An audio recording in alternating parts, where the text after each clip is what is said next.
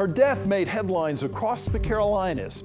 Who killed Nancy Morgan in Madison County in western North Carolina in 1970, and why? Journalist and writer Mark Pinsky has been investigating her murder and potential cover-up for decades. His discoveries led him to write this book titled Met Her on the Mountain. Why he set out to solve this cold case in WBTV True Crime Carolinas.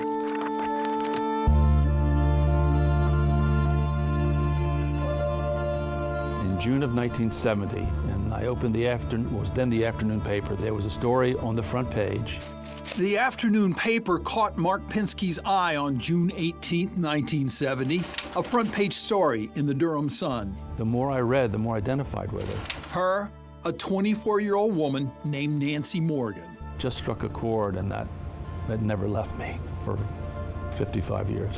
Wednesday, June 17, 1970, Nancy Morgan was found dead inside her government-owned car in the Pisgah National Forest, hogtied with a nylon rope and strangled, her shorts around her head, her blouse cut open. No one had seen her in days. It was a terrible injustice by someone who wanted to do good up in the mountains. Nancy, from Baton Rouge, Louisiana, moved to Madison County to work with Volunteers in Service to America, VISTA, driven by the need to help people. She accepted people where she found them, and she was determined not to move on. I mean, if she hadn't been killed, she'd probably still be there today, helping people in the medical clinic. I'm convinced of that. There's not a simple answer, but I'll tell you what it is. Through decades of research, Pinsky has pieced together what he believes happened to Nancy. Sunday, June 14th, she drove from Shelton Laurel to Bluff to have dinner with Jim Adams, a fellow VISTA worker. On the way, she passed a group of men, not noticing them. She left Adams' house at 3 a.m., passing the men again on her way home. They jumped in their cars and they boxed her in, not too far from that place. And they pushed her aside and took the wheel of her government car.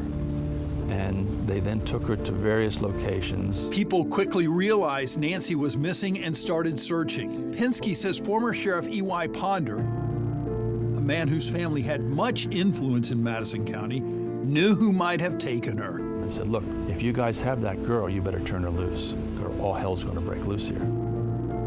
The man he called, Richard Johnson, the son of Leroy Johnson, a local police chief and Ponder ally. Pinsky says he believes the men hogtied Morgan not to torture her, but so she couldn't get away. And when they got back, they found her dead. They panicked. I don't think they intended to kill her. The men put her in the back seat of her car, then drove her to Pisgah National Forest and abandoned her. Shortly after they dumped the body was found. Suspicion of who may have done this and why ran thick through the small mountain community. People either from here would either say, well, it must have been someone else from somewhere else. One of the other VISTA workers may have done it, unhappy ex-lover or something like that. We don't know who did it. Elmer Hall, the owner of the historic Sunnybank Inn, recounts the stories he's heard over the years. Maybe she brought this on herself. It was part of that suspicion and sometimes outright hostility toward outsiders that was pretty common in the Southern Appalachians back then. A few months after Nancy's murder, E.Y. Ponder ran for sheriff again on the promise that he'd solve the case. When E.Y. Ponder got back into office as sheriff, he organized this plan or plot to charge Jim Adams as the last person to have seen her alive. Ponder created his own version of the story, according to Pinsky, saying he believed there was a wild party gone bad at Jim Adams' house, a claim no one could ever prove. 14 years went by, and in 1984, Adams was arrested and tried for Nancy's murder. The case basically fell apart, but it was such a transparent frame-up that a local jury up in Marshall took just 45 minutes to acquit this kid. It was an obvious political move.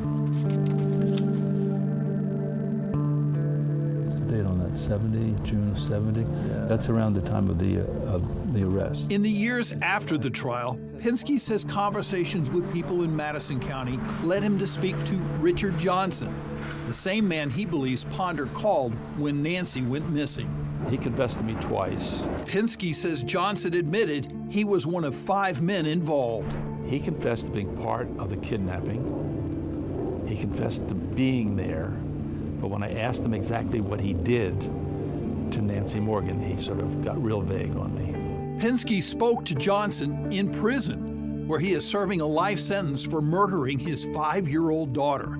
Pinsky says he shared his findings with investigators. They don't believe Richard's story. They don't believe Richard. Johnson has never been charged in connection to Nancy's murder and kidnapping. More than 55 years later, her killer remains a mystery.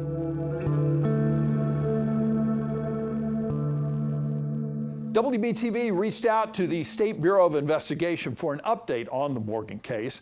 A spokesperson told us the SBI met with the Madison County Sheriff's Office last week to try to get evidence so they can resubmit it for testing. Now, the SBI does not hold on to evidence. The spokesperson told us that they could not share the details of that meeting with the Madison County Sheriff's Office, but they plan to meet again this week.